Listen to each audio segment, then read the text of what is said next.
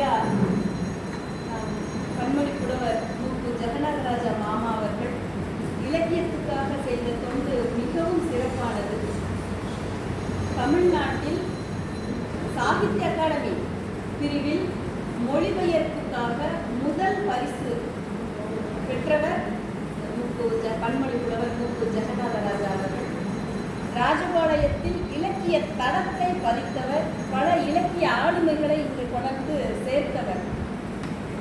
அவருக்கு அந்த முதல் சாகித்ய அகாடமி மொழிபெயர்ப்புக்கான பரிசு ஆவுத்த மால்யதா புத்தகத்துக்காக கிடைத்தது. அந்த புத்தகத்திற்காக ஆந்திராவில் அவரை அழைத்து, கிருஷ்ணதேவராயர் எழுதிய ஆமுத்த மால்யதா, அவரை அழைத்து சிம்மாசனம் போன்று உட்கார வைத்து மேலே இருந்து பூ மலர் தூவி அவர்களை கௌரவித்தார்கள். இப்போது நினைத்தாலும் எனக்கு மனசு நெகிழ்வாக இருக்கிறது. என்னுடைய பர்தநெறி சுபாஷிதம் புத்தகத்திற்கு நான் எழுதுகிறேன் என்ற தகவலை என்னுடைய தந்தையும் அவரும் ஆத்மார்த்த நண்பர்கள்.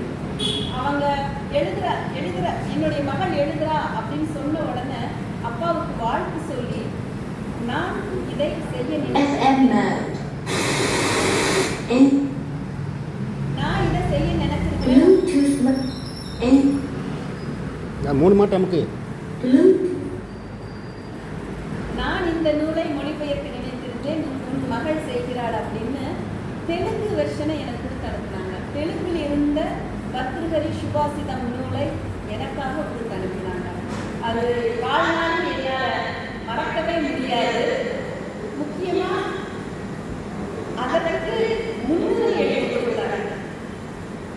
அந்த நூலுக்கான முன்னுரை எழுதி கொடுத்தார். அந்த நூலுக்கு சாகித்ய